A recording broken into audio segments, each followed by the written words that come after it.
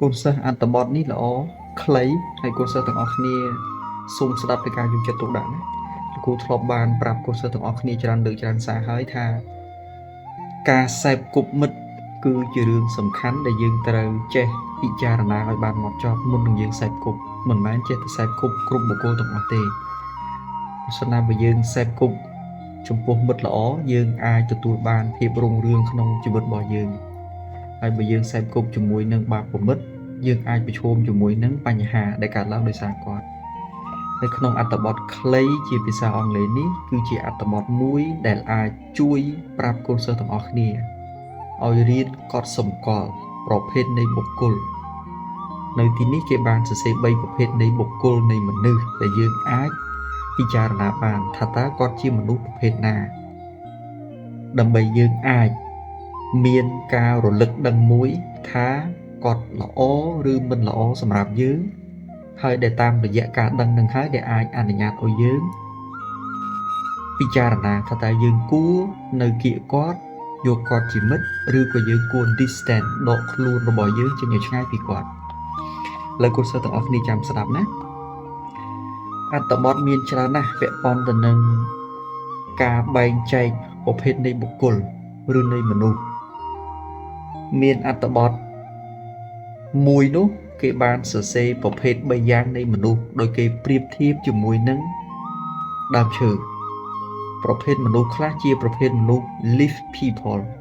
មានន័យថាមនុស្សស្លឹកឈើពួក leaf បកថាស្លឹកឈើ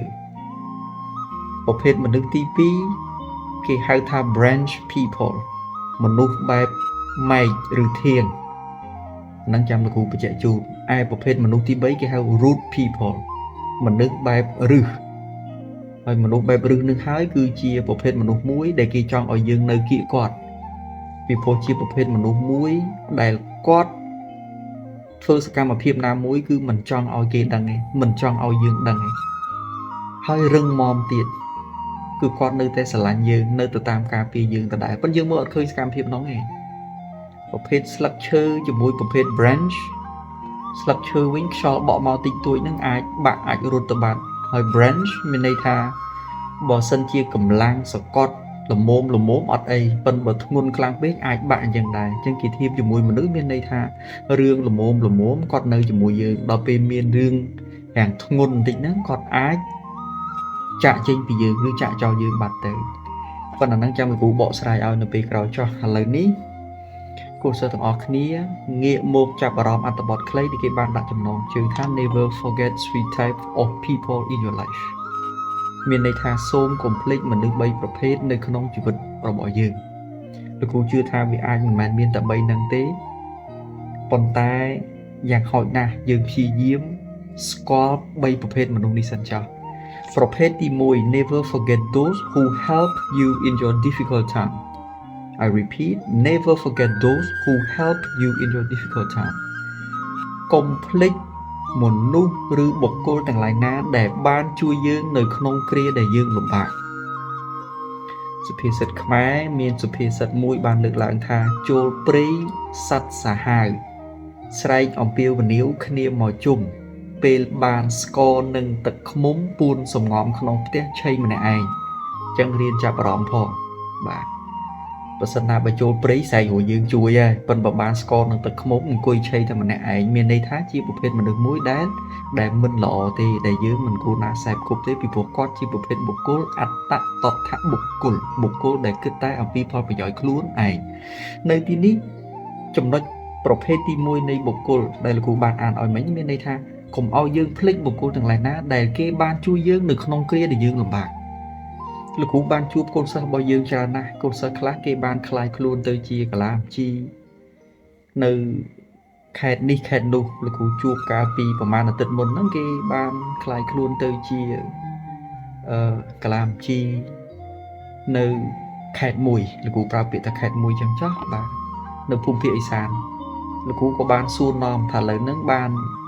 ផ្ទះបានសបាយនៅគាត់បានលើកឡើងថាបានហើយពេលដែលចាក់ចេញពីសាលាដំបូងហ្នឹងអត់តន់បាននៅឡើយទេប៉ុន្តែបានគ្រួសារមួយដែលមានអ៊ំប្រុសអ៊ំស្រីនៅទីនោះគឺល្អចាត់ទុកគាត់ដូចកូនដូចចៅអញ្ចឹងហើយបញ្ជួលផ្ទះវិញស្ទើរតែសឹងមិនយល់ថ្លៃ មានន័យថាមានចិត្តចង់ជួយតែម្ដងបាទជួលខ្លះជួលត្រឹមតែយកមករួចខ្លួនទេហើយគាត់បានលើកឡើងថាពួកគាត់ខាញណាស់គិតមានទឹកចិត្តស្រឡាញ់ឈឺគ្រុនយប់លប់អីចឹងបាទលោកគ្រូប្រាប់ថាហ្នឹងហើយគឺជាប្រភេទទី1នេះហើយជាប្រភេទទី1នៃបុគ្គលដែលជួយយើងនៅគ្រាដែលយើងលំបាកហ្នឹងហើយពីព្រោះយើងធ្វើចំណាកស្រុកកំណើតរបស់យើងហើយចឹងយើងទៅកាន់ទីនោះគឺវាអត់មាននរណាក្រៅពីគាត់ទេនៅផ្ទះម្ដាយទីទីនៅព្រៃម្ដាយតែមួយចឹងគាត់ចេះយកអាសាចេះស្អីយើងហ្នឹងវានៅក្នុងស្ថានភាពហ្នឹងហើយចឹងបានលោកគ្រូប្រាប់ថាថ្ងៃក្រោយបានធ្វើធំប៉ុណ្ណាក៏ដោយកុំភ្លេចពួកគាត់តោះនេះប៉ុណ្ណឹងហ្នឹងហើយដែលយើងហៅថា never forget those who help you in your difficult time ប្រភេទមនុស្សទី1ចឹងប្រភេទមនុស្សទី1នេះយើងត្រូវដឹងគុណជារៀងរហូតនឹងត្រូវតបគុណត្រឡប់ទៅវិញតាមពេលវេលាសមស្របរបស់យើងប្រភេទមនុស្សទី2 never forget those who left you in your difficult time មិនល្អទេក៏ប៉ុន្តែយើងក៏ត្រូវដឹងដែរដើម្បីយើង distance ខ្លួនយើងចេញពីគាត់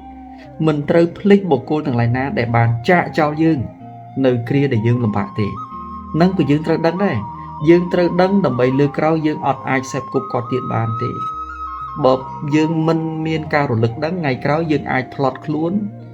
មានការប្រស្រ័យតាក់ទងជាមួយគាត់អាចនាំឲ្យយើងទទួលគ្រោះថ្នាក់ម្ដងទៀតអញ្ចឹងនៅទីនេះមានន័យថាមនុស្សអត់ចិត្តនៅពេលដែលយើងនៅក្នុងគ្រាលំបាកគាត់បានចាក់ចេញយើង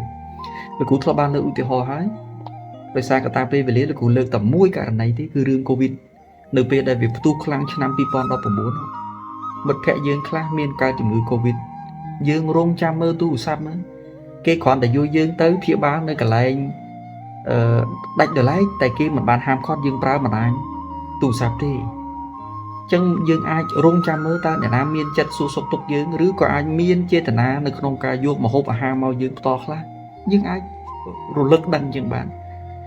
ដល់ទៅពេលយើងស្ដាប់មើលទៅអត់មាននរណាសោះប៉ុន្តែពេលយើងអត់តន់ឈឺវិញនៅកម្លាំងកំហែងមានទូនទីមានបនសាក់មានលុយម្នាក់ឆាតមក